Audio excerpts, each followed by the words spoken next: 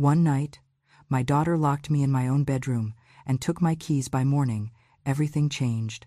Vanessa said, "Sit down, Mom," not like an invitation but like a command, and I understood immediately that this was not a family talk but a verdict already decided, with Caleb standing just behind her shoulder, arms crossed, watching me the way people watch something they intend to manage rather than listen to. I sat, because refusing would have turned into proof of whatever story they were preparing to tell, and the first thing I noticed was the pile on the table, a bank notice with bold red lettering, printed emails, and overdue statements laid out neatly as if my life had already been summarized into evidence. I asked quietly, "What is going on?" And Vanessa snapped back without missing a beat. "Do not play innocent. This is because of you." Her voice sharp with a resentment that sounded practiced. She leaned forward and said, "You always do this. You pretend to be calm while everything around you falls apart." And then she added the sentence she knew would sting, "You live like it is 50 years ago, and it makes me look like I came from nothing." Caleb cleared his throat and stepped in with the tone he uses when he wants to sound reasonable, saying, "Jane, you do not really understand credit or timelines, so it is better if you do not interfere right now." And then, glancing pointedly at my purse, "With your condition, it is probably safer if you do not hold on to your keys tonight." I felt my stomach tighten, and I said evenly, "Those are mine." Because that much at least was still true.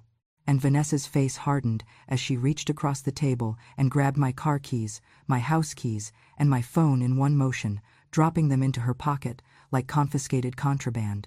"You are agitated," she said loudly, as if narrating for an invisible audience. "You are not thinking clearly." And when I took a step toward her, she raised her voice and said, "See, this is exactly what I mean. Mom, you are not stable tonight. I am doing this to protect you. If you are listening right now, and something in your chest feels tight, if you recognize how quickly concern can turn into control when someone wants your silence more than your safety, then you already understand why moments like this change people. And if you feel justice deserves celebration, smash that hype button and let us keep stories like this alive, echoing far, far away, because your support helps bring understanding and love to people who are told they no longer deserve either. Thank you so much, and please keep listening." Caleb did not stop her.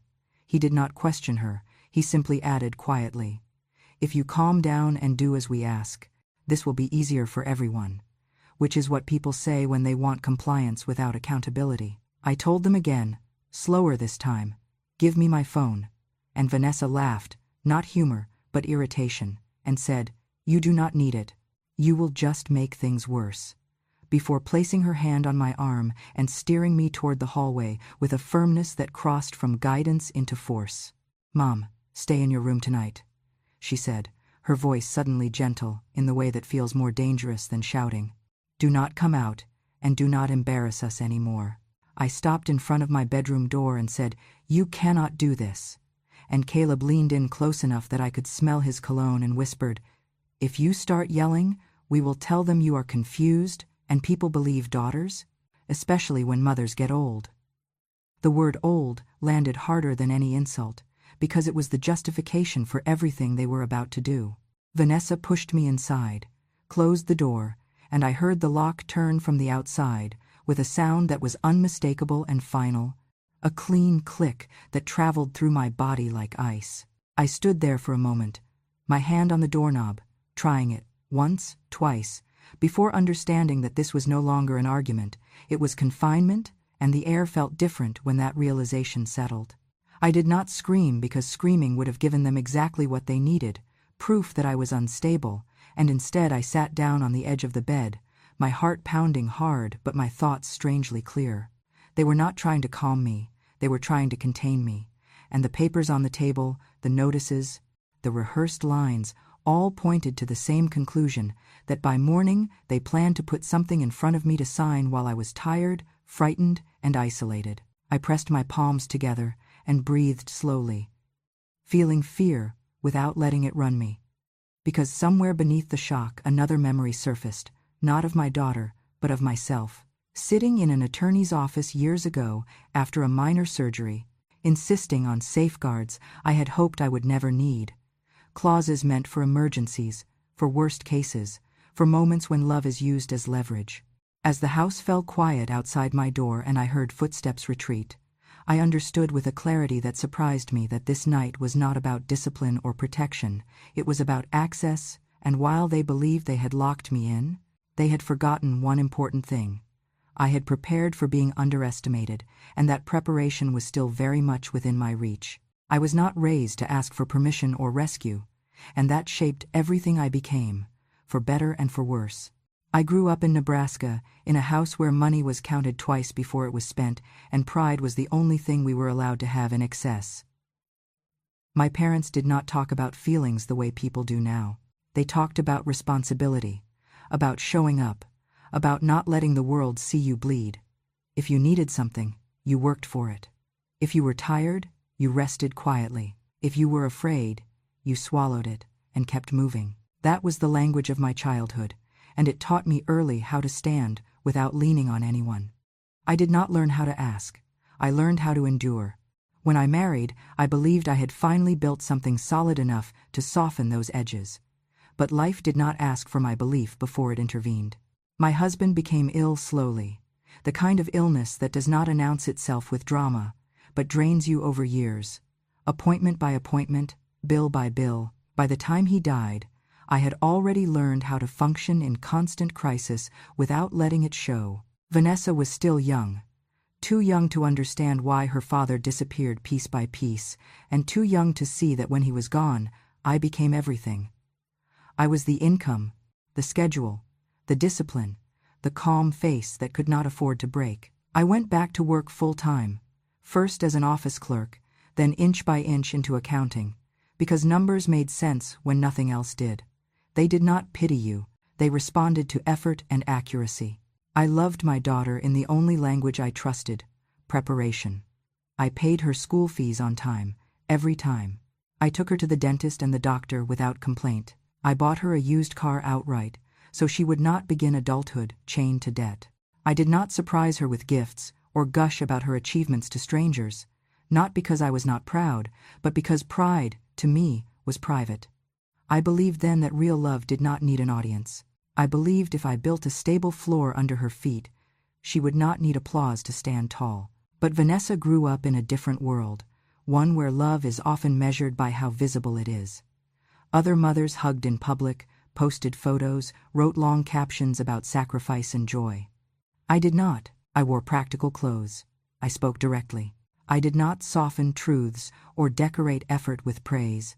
I thought consistency was enough. I thought security would translate into gratitude.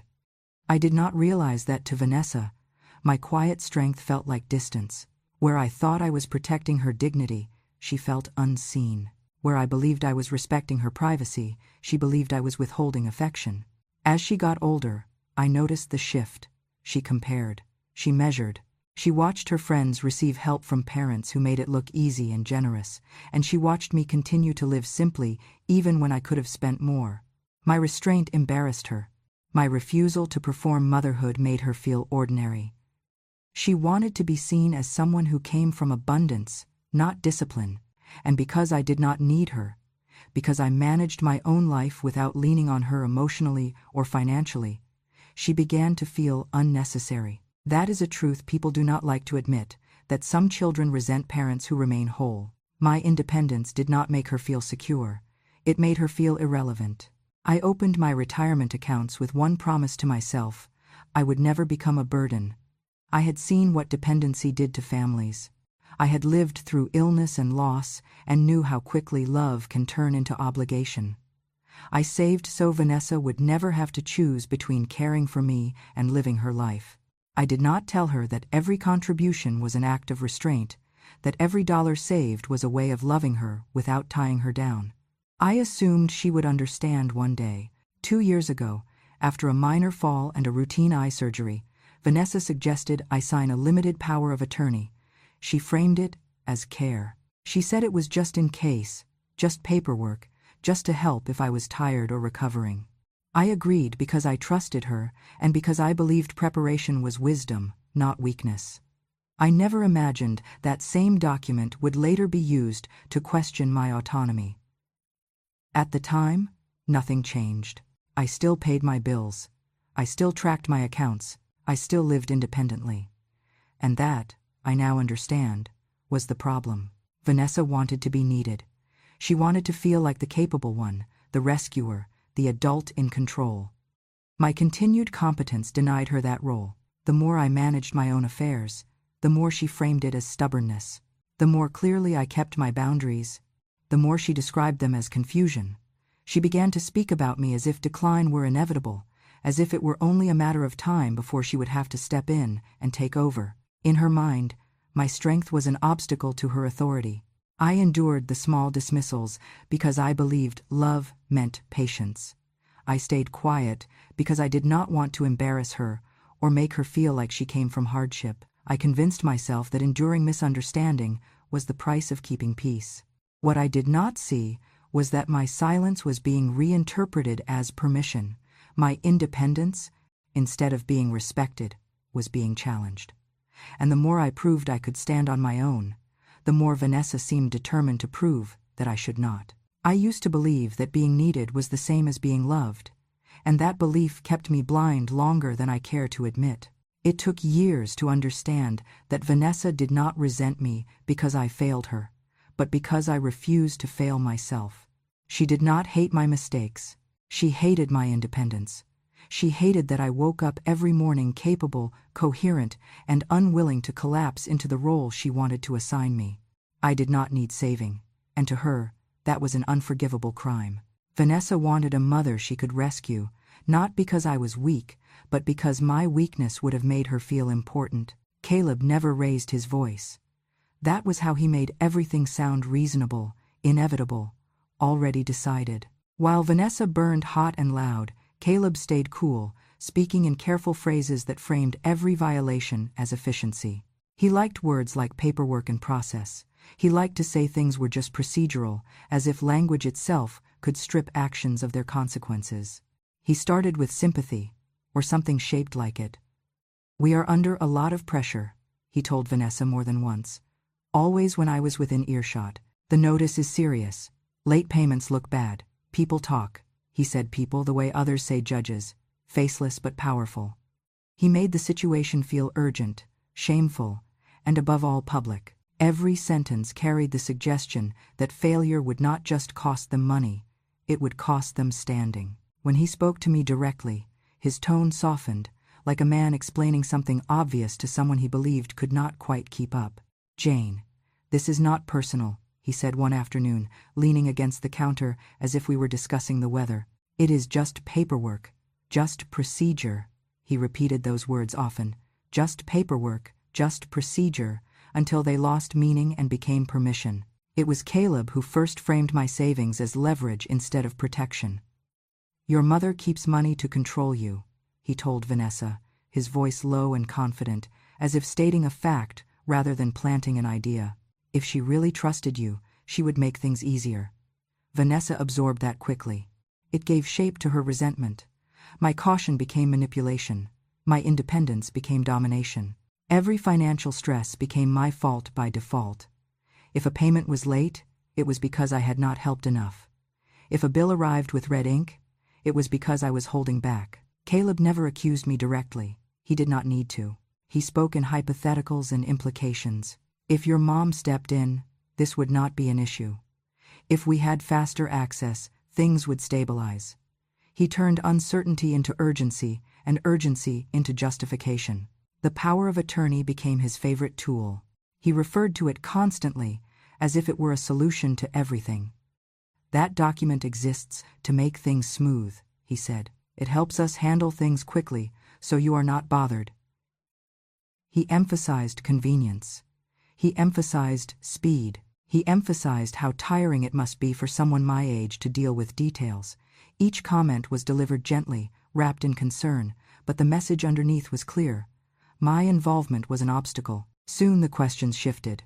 They were no longer asking whether I would help. They were asking how to help themselves. Caleb asked for account numbers. He asked what bank I used. He suggested it might be easier if funds were transferred temporarily, just for flexibility, just to avoid delays. He said things like, We can put it back, and this is just until things settle. When I hesitated, he smiled thinly and said, "You are overthinking again." The gaslighting came in layers. If I questioned a request, Vanessa said I was being sensitive. If I said I did not remember agreeing to something, Caleb nodded sympathetically and replied, "Memory can be tricky under stress." If I expressed discomfort, they exchanged looks and spoke about me as if I were not there. "She gets like this when she is tired. She worries too much. It is probably her age." Each comment chipped away at the legitimacy of my own perception. What they did not know was that I remembered very clearly the day I signed that power of attorney. It had been 2 years earlier, after a minor eye surgery, nothing dramatic. Vanessa had insisted it was just in case, that it would make her feel better knowing she could help if I needed it. The lawyer had been thorough, explaining limits, safeguards, and something he called an abuse trigger. A clause designed to activate protections if authority was being misused. He had also given me a phrase, a verbal code that could immediately suspend the document if spoken to the right parties. I remembered nodding politely, thinking it unnecessary. I never imagined I would need protection from my own child. That memory returned to me slowly, piece by piece, as Caleb continued to push. He asked more directly now. He wanted passwords. He wanted access. He said it would speed things up. He said it would avoid embarrassment. He said we were all on the same team. Vanessa echoed him, her voice tight with stress. "Why are you making this harder?" she snapped once. "Do you want us to lose everything?" I watched them carefully then. I noticed how Caleb always spoke after Vanessa grew emotional, how he stepped in to translate her anger into strategy. He did not inflame her. He focused her. He turned her fear into momentum.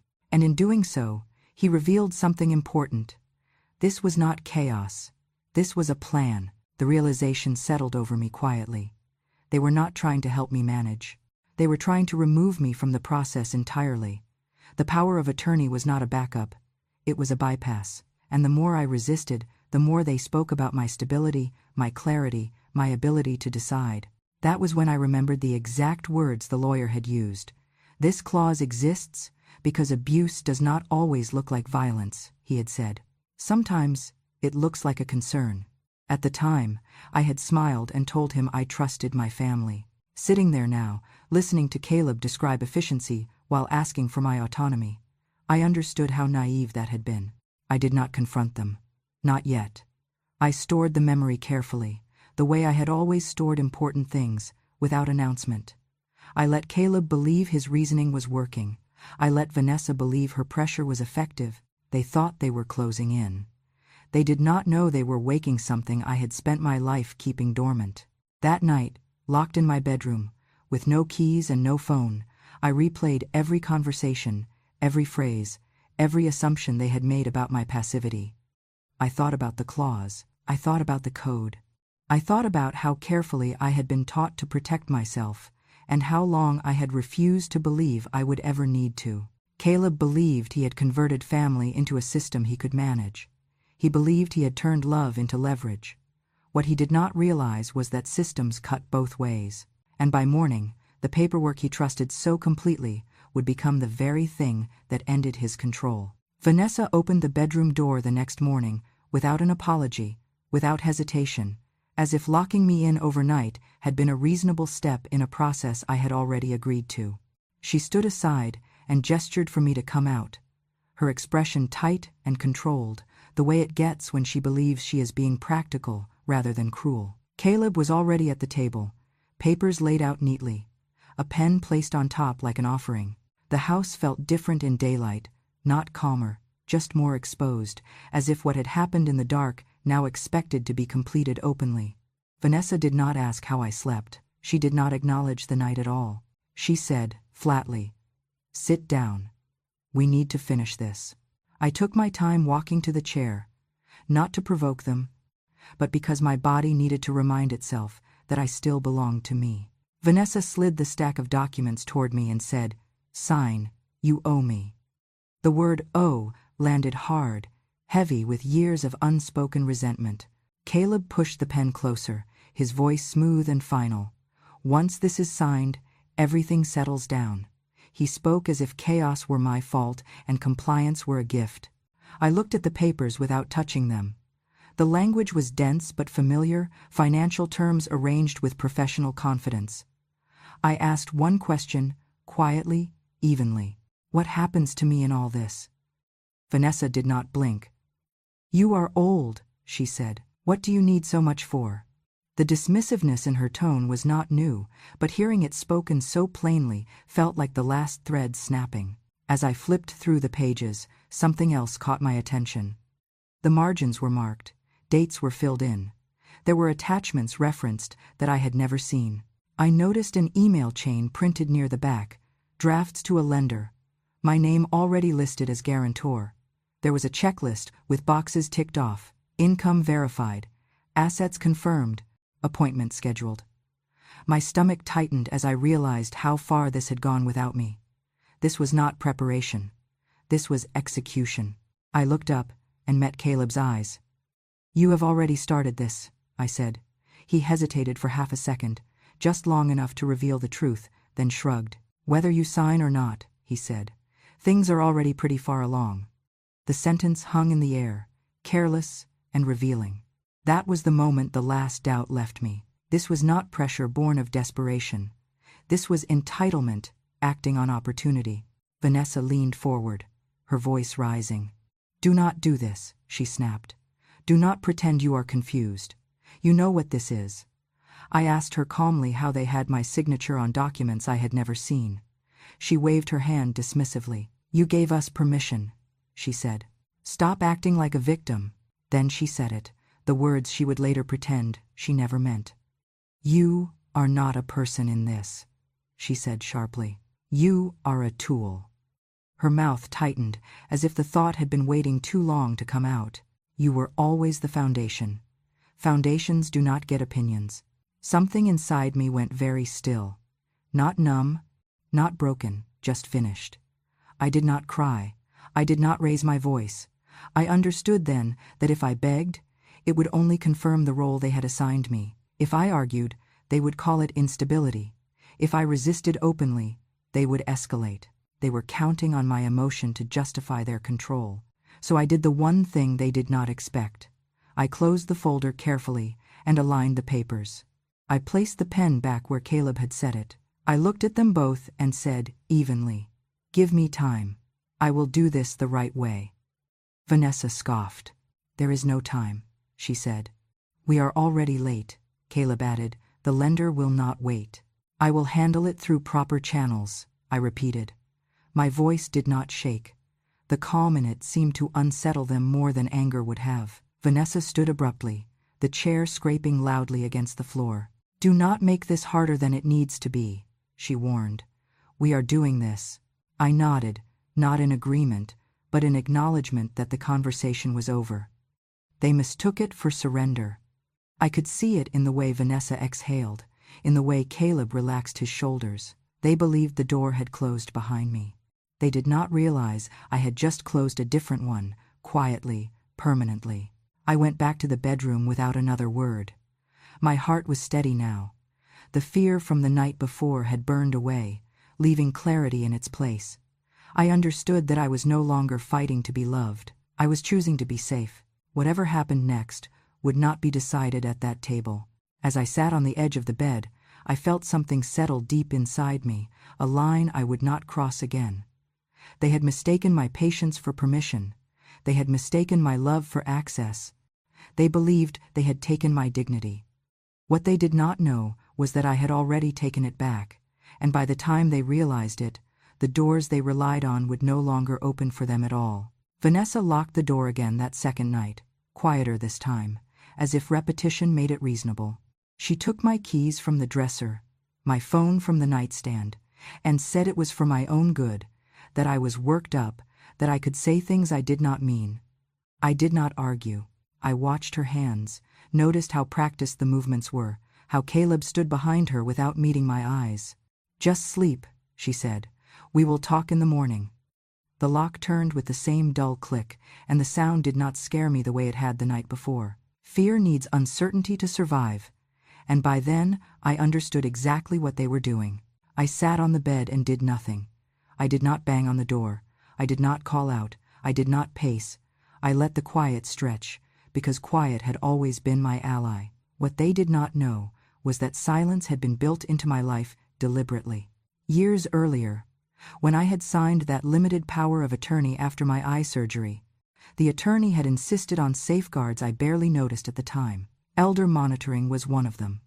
A simple check-in protocol tied to my accounts and medical file, not invasive, not dramatic, just confirmation that I was reachable and consenting. Miss the window, and the system did what it was designed to do. I had never missed it before. That night, I let the check-in pass. I lay awake listening to the house settle, to Vanessa and Caleb talking in low voices down the hall, their words muffled but urgent. I thought about how many times I had been told not to make a scene, not to embarrass my daughter, not to draw attention. And I thought about how little attention it takes for harm to continue when no one is watching. I did not call anyone. I did not need to. The system was already listening. Morning came with the sound of footsteps outside my door and the scrape of chairs being moved in the kitchen. I was sitting upright when the knock came, firm and unfamiliar, followed by a voice asking if everyone was all right inside. Vanessa answered, quickly, too quickly, her tone bright and brittle. She said her mother was confused, that I had been agitated, that they were managing it.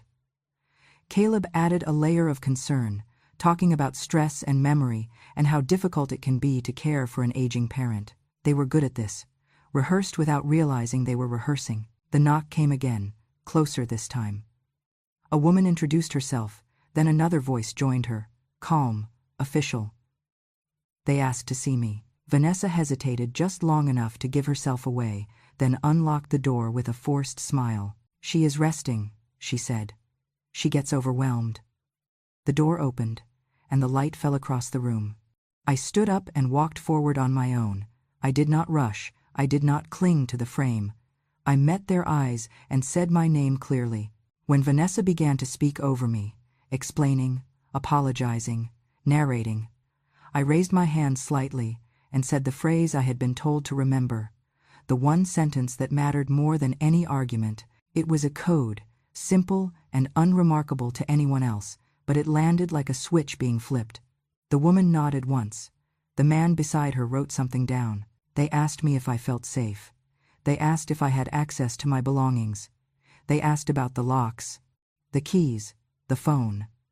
Vanessa laughed nervously and said they were just trying to protect me. Caleb said misunderstandings happen. But the questions did not stop.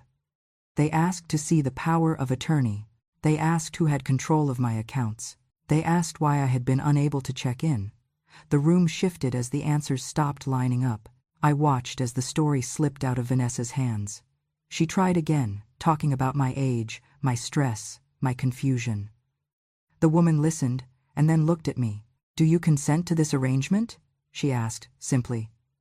"No," I said.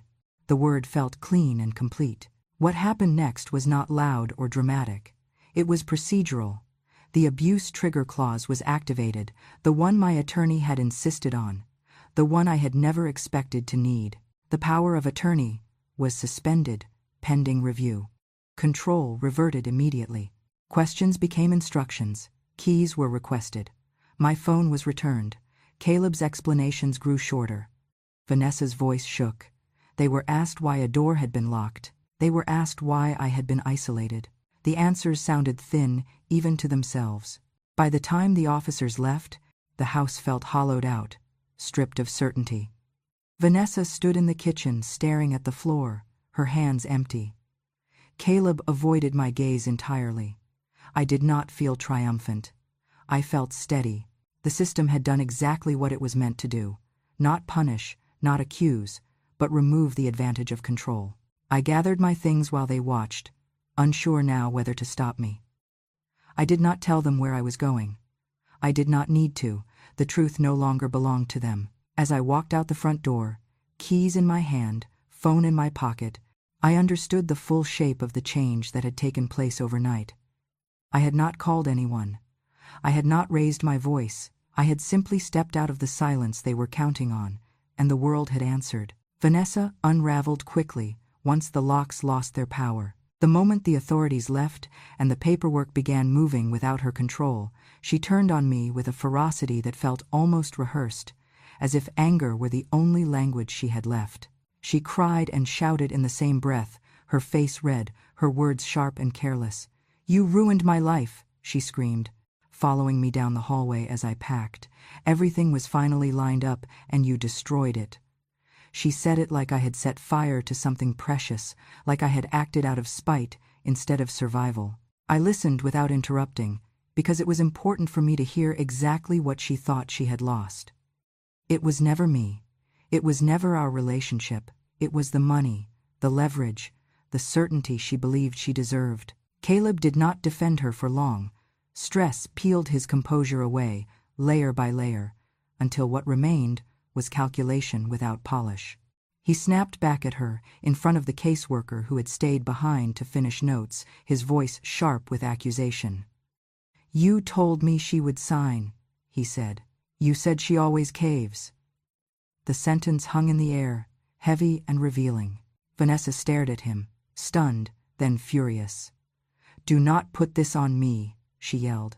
"You said you had it handled." The arguments spilled out into the open, ugly and unfiltered, their voices rising as they forgot I was even there. They fought about timing, about embarrassment, about how close they had been to approval. They fought about who pushed too hard and who miscalculated.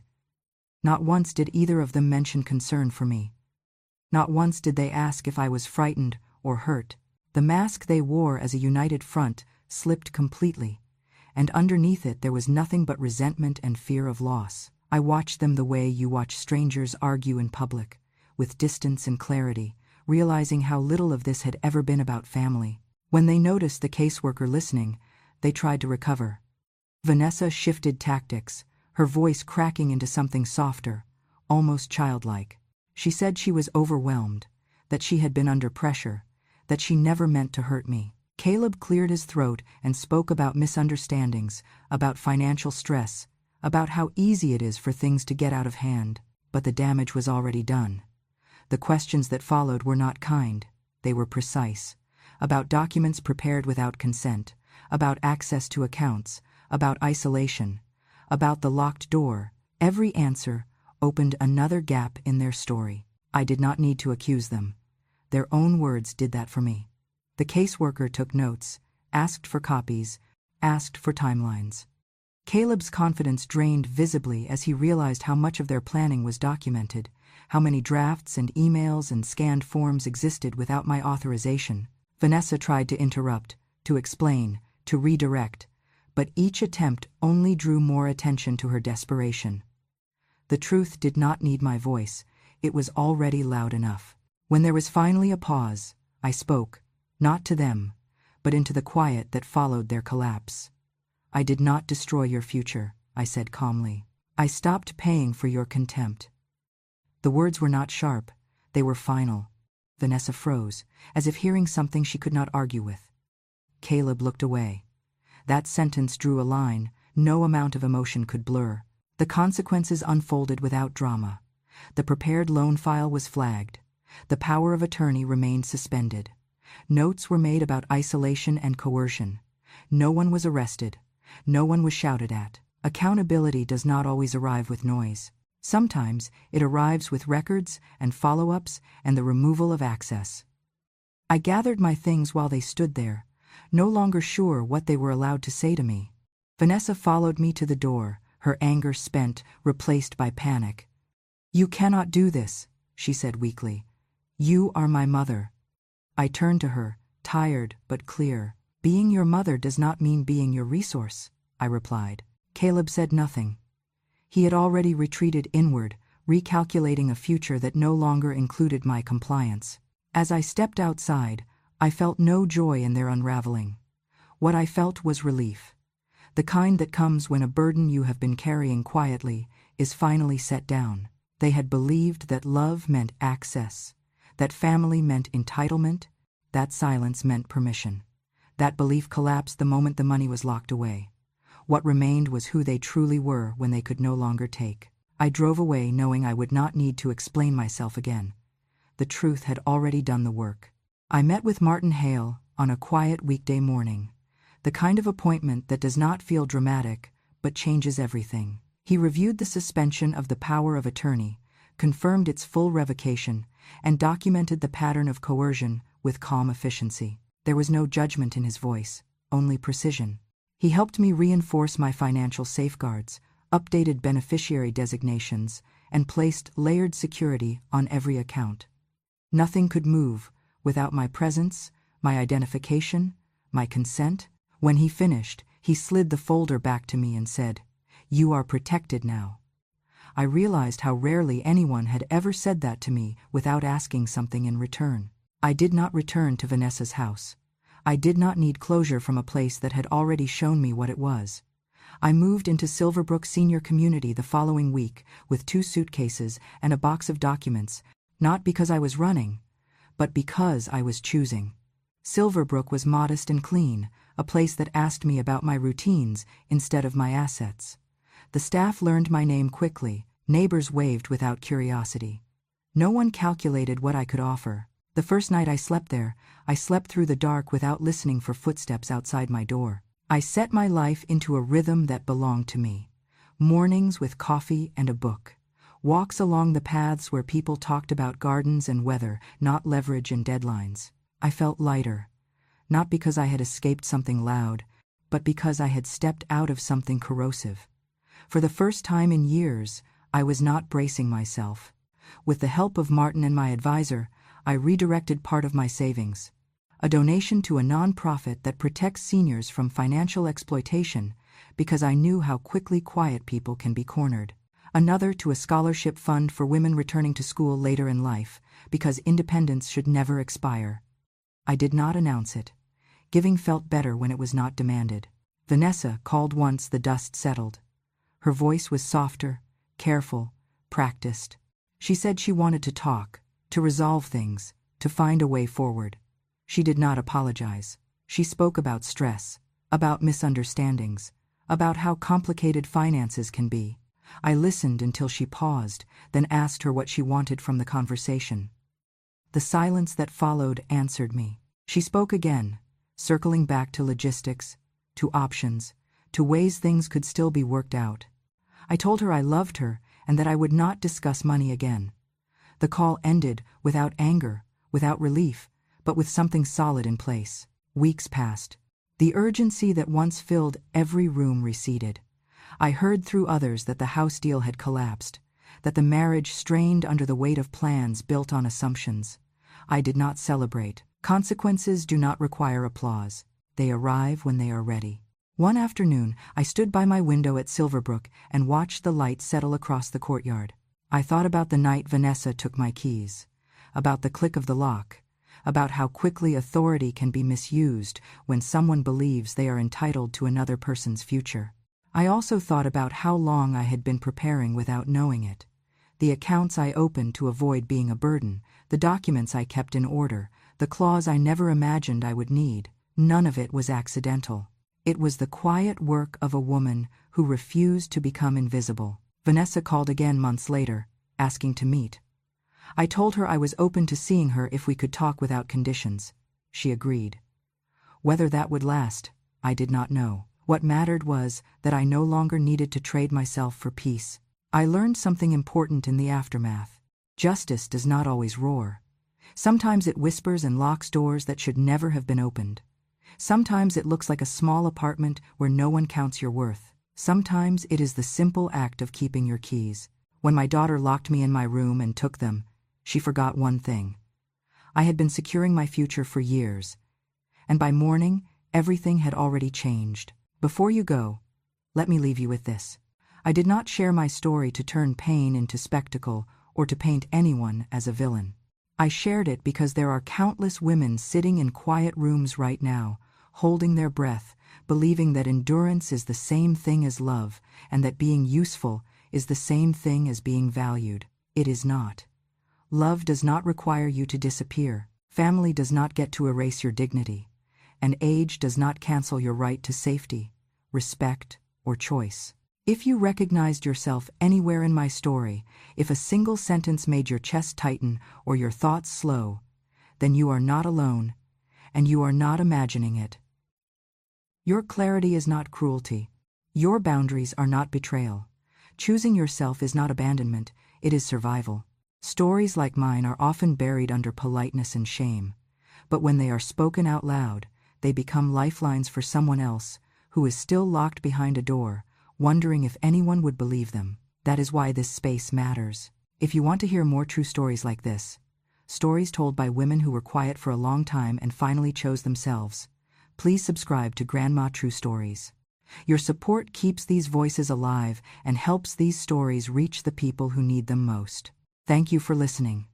Thank you for believing. And remember this, when a grandmother finally speaks, it is not because she is weak. It is because she is done being silent.